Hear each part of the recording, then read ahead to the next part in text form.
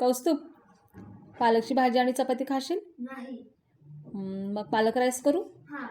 ठीक आहे. तुमच्याकडे सुद्धा पालक खायला नको म्हणतात ना? आमच्यात तर नेहमी नाहीचाच सूर असतो. आता पालकमध्ये काय पौष्टिक तत्व आहेत किंवा काय हे त्यांना सांगूनही कळत नाही.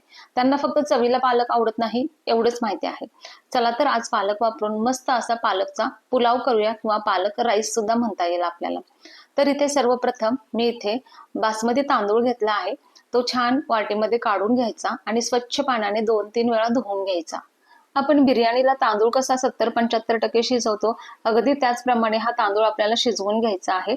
शिजवत असताना याच्यामध्ये थोडे काही गरम मसाले घालायचे आहेत आणि थोडंसं तेल टाकायचं की जेणेकरून आपला भात मोकळाच राहील. आणि थोडासा बारीक चिरलेला पुदिना आणि कोथिंबीर घालू आणि लिंबू घातला की पांढरा शुभ्र आपला भात शिजून येईल. तर अशा पद्धतीने आपल्याला भात पूर्ण मोकळा पुलावासाठी तयार करून घ्यायचा आहे. या पालकाच्या भाजीला स्वतःचाच एक उग्र वास असतो आणि एक कडवट चव असते, त्यामुळेच पालक सहसा कोणी खायला मागत नाही. तर त्यासाठी पालकाची पाने स्वच्छ करून गरम पाण्यामध्ये फक्त 10 मिनिटांसाठी घालून ठेवायची.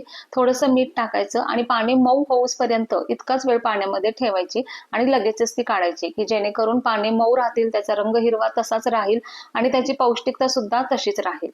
पाने पूर्णपणे थंड झाल्यानंतर हा पालक मिक्सरमधून अगदी त्याची प्युरी काढून घ्यायची आहे. प्युरी काढत असताना त्याच्यामध्ये अर्धा लिंबू पिळायचा की जेणेकरून त्याचा हिरवा रंग कायम तसाच राहील. आता एक कढई घ्यायची आहे. कढईमध्ये 2 चमचे तेल टाकलं आहे.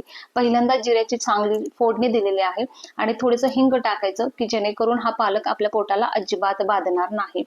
इथे मी 2 हिरव्या मिरच्या आणि लसूण तोही मिक्सरमधून चांगला ओबडधोबडच वाटून घेतला होता, तो सुद्धा याच्यामध्ये टाकला. कांदा सुद्धा अगदी जाडसरच चिरला होता, तो सुद्धा याच्यामध्ये घालायचा.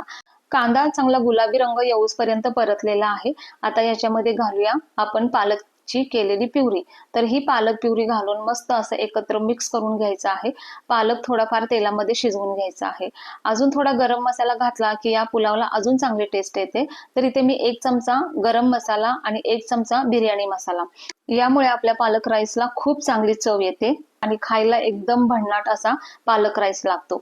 तर हा मसाला सुद्धा 2 मिनिटं छान परतून घेतला आहे. आता याच्यामध्ये घालूया आपण शिजवून घेतलेला पूर्ण भात, याच्यामध्ये घालायचा आहे आणि अगदी हलक्या हाताने वर खाली करून हा सगळीकडून मिक्स करून घ्यायचा आहे. आणि सगळ्यात शेवटी याच्यामध्ये आपण एक लिंबू पिळायचा आहे की जेणेकरून हा आपला पालकचा राईस अजून जास्त खुलेल आणि रंग सुद्धा टिकायला याच्यामुळे मदत होईल. चविष्ट खाणं आणि पौष्टिक खाणं याच्यातील जर काही निवड करायची असेल तर त्याची काही गरजही पडणार नाही, कारण आपल्याला दोन्ही याच्यामध्ये साध्य करून झालेला आहे. आणि आपल्या ताटात कोणताही आर्टिफिशियल रंग न टाकता जर असा हिरव्या रंगाचा पौष्टिक भात आला तर कोणाला नाही आवडणार. म्हणून नक्की करून बघा.